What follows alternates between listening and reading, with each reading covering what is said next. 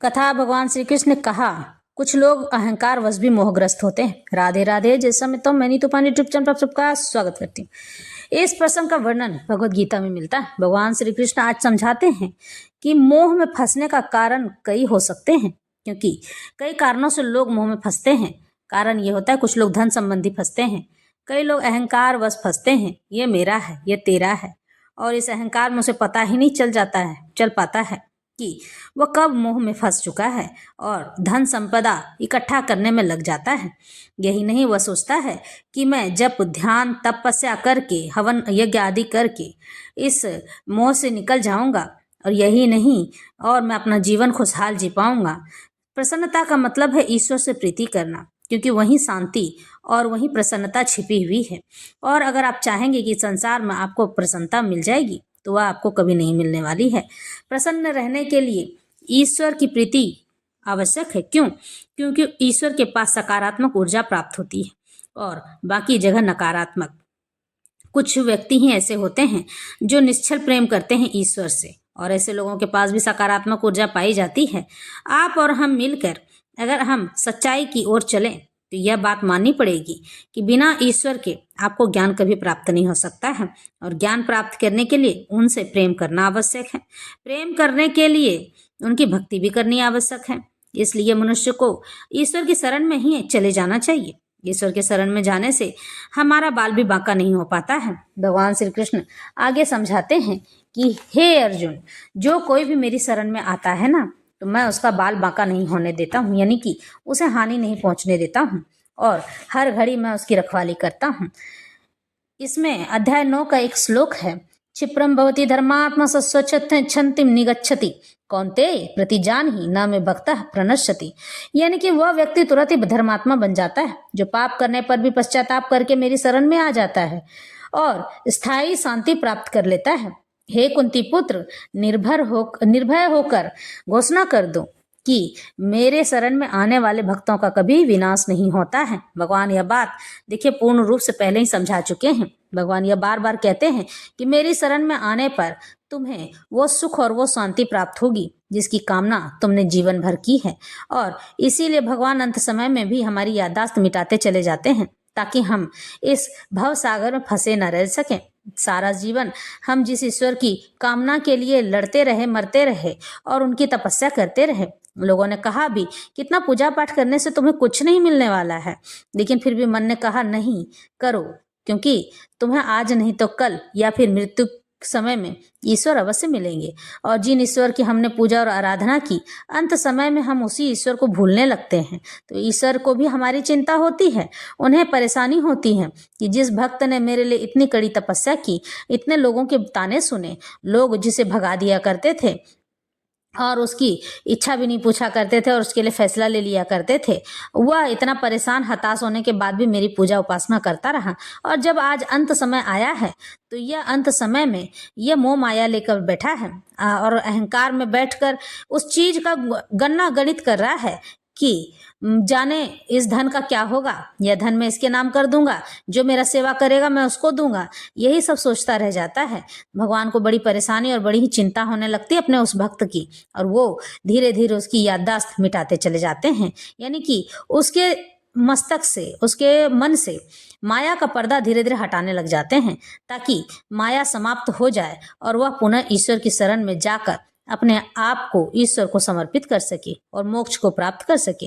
भगवान इसी तरह से मनुष्य को सद्गति प्रदान करते हैं। अब आगे कहते हैं, इद मध्य मया लब्धमिमं प्राप्य से मनोरथम इद मस्तीदमपि मे भविष्यति पुनर्धनम असौ मया हतः शत्रुर्हर्निष्यते निश्चय चापरानपि ईश्वरो अह महं भोगी सिद्धो अहम बलवान सुखी आढ़्यो अभिजन वानस्मि को अन्यो अस्ति सदृशो मया यक्ष्ये दास्यामि मोदिष्य इत्य ज्ञान विमोहिता।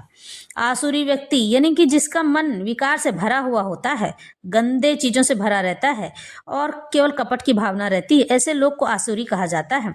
आज मेरे पास इतना धन है और अपनी योजनाओं से और अधिक धन कमाऊंगा। इस समय मेरे पास इतना है, किंतु भविष्य में यह बढ़कर और अधिक हो जाएगा। वह भविष्य की चिंता में लगा रहता है, जबकि भविष्य आपका कर्म है, यानी कि जो आप आज बोओगे वही आपको उसका फल प्राप्त होगा। और धर्म, अच्छा कर्म करने से अच्छा धर्म मनुष्य करता है। वह मेरा शत्रु है और मैंने उसे मार दिया है, और मेरे अन्य शत्रु भी मार दिए जाएंगे। मैं सभी वस्तुओं का स्वामी हूँ, यह सब चीज मेरी है, मैं भोगता हूँ, इसका भोगी हूँ, भोगूंगा इसको। मैं सिद्ध, शक्तिमान तथा सुखी हूँ, मैं सबसे घनी व्यक्ति हूँ, और मेरे आसपास मेरे कुलीन संबंधी हैं। कोई अन्य मेरे समान शक्तिमान तथा सुखी नहीं है। मैं यज्ञ करूंगा, दान दूंगा और इस तरह आनंद मनाऊंगा। इस प्रकार ऐसे व्यक्ति अज्ञानवश मोहग्रस्त होते हैं। अनेक चित्त विभ्रांता मोह जाल समावृता प्रसक्ता काम भोगेसु पतंती नरके असुचौ। इस प्रकार अनेक चिंताओं से उद्विग्न होकर तथा मोह जाल में बंद कर वे इंद्रिय भोग में अत्यंत आसक्त हो जाते हैं और नरक में गिरते चले जाते हैं। भगवान यहाँ समझा रहे हैं कि प्रत्येक आसुरी व्यक्ति सोचता है कि वह अन्य सभी लोगों की बलि करके रह सकता है, यानी कि लोगों को अपने रास्ते से हटाकर और उसकी जगह खुद स्वामी बन सकता है। तो यह गलत है। तुम लोग ईश्वर को अत्यंत अन्यत्र क्यों ढूंढ रहे हो? तुम स्वयं अपने ईश्वर हो।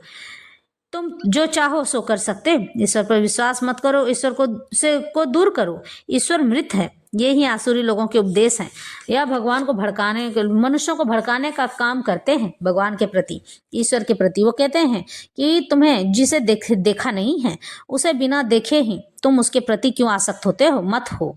अपने को श्रेष्ठ मानने वाले तथा सदैव घमंड करने वाले, संपत्ति तथा मिथ्या प्रतिष्ठा से मोहग्रस्त लोग किसी भी विधि विधान का पालन नहीं करते हैं। इस तरह के लोग बड़े ही अजीब होते हैं और अपने लिए केवल जीते हैं। आत्मसंभाविता स्तब्धा धन मान स्मदान्विता यजन्ते नाम यज्ञस्ते दंभे ना विधि पूर्वकम।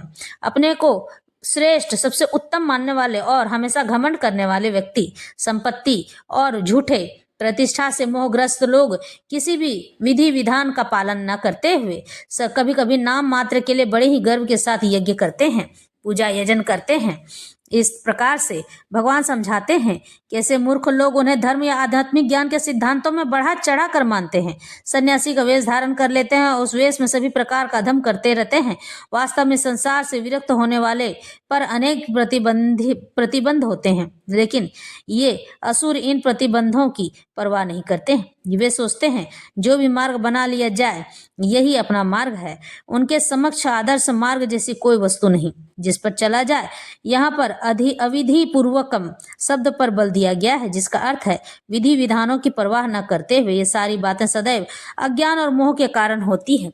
मनुष्य जब अज्ञान होता है तो उसे ईश्वर की शरण हर पल पकड़ के रखनी चाहिए, क्योंकि ज्ञान देने का कार्य केवल ईश्वर करते हैं। आप दुनिया भर की कितनी भी किताबें पढ़ लो, लेकिन आप उन किताबों से ज्ञान अर्जन नहीं कर सकते हैं। मिटाने से नहीं मिटते हैं भाग्य के लेख, अपना कर्म करते जा फिर ईश्वर की महिमा देख। भगवान ये बात स्वयं कहते हैं कि मिटाने से तुम्हारे भाग्य के लेख नहीं मिट जाएंगे, क्योंकि तुमने जो बोया है वही तुम्हें काटना ही पड़ेगा, और यही प्रकृति का नियम है। भगवान यहाँ और समझाते हैं कि तुम कभी भी अपने जीवन में जो बोओगे वही काटना तुम्हें पड़ेगा, लेकिन यह सोचकर मत रहो कि तुम जो कहोगे वही होगा, क्योंकि ऐसा करने के लिए तुम्हें मेरी शरण में आना पड़ेगा। जब तक मैं तुम्हें ज्ञान नहीं दूंगा तब तक तुम्हें कुछ नहीं मिलने वाला है। वो कहते हैं ना, पोथी पढ़ पढ़ जगमुआ पंडित भया न कोई, ढाई अखड़ प्रेम का पढ़े सो पंडित होए।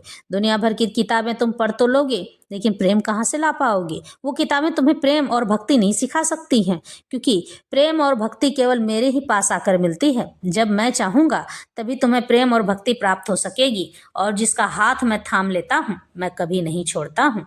मैं उसका हाथ पकड़कर हमेशा रखता हूँ। वह डूबना चाहे भी तो मैं उसे डूबने नहीं दूंगा, और जब मैं उसे गले से लगा लेता हूँ तो ब्रह्मांड की कोई ऐसी शक्ति नहीं जो उसे डिगा और हिला सके। वह बस मेरा होकर तो देखे, मेरे पास आकर तो देखे, मेरे लिए अपना जीवन अर्पण और समर्पित करके तो देखे, तब देखना मेरी महिमा मैं उसे क्या से क्या बना देता हूँ। भगवान समझाते हैं कि मेरी शरण में ही सदगति है और यहाँ से बाहर जाने पर दुर्गति है। इसलिए आज कलयुग के समय में अगर कलयुग और करयुग से बचना है तो इन दोनों से बचने के लिए भगवान की शरण में जाओ, क्योंकि भगवान ही हैं जो मनुष्य को सच्चा और अच्छा रास्ता दिखाते हैं। क्या तेरा, क्या मेरा, क्या हमारा, कुछ नहीं।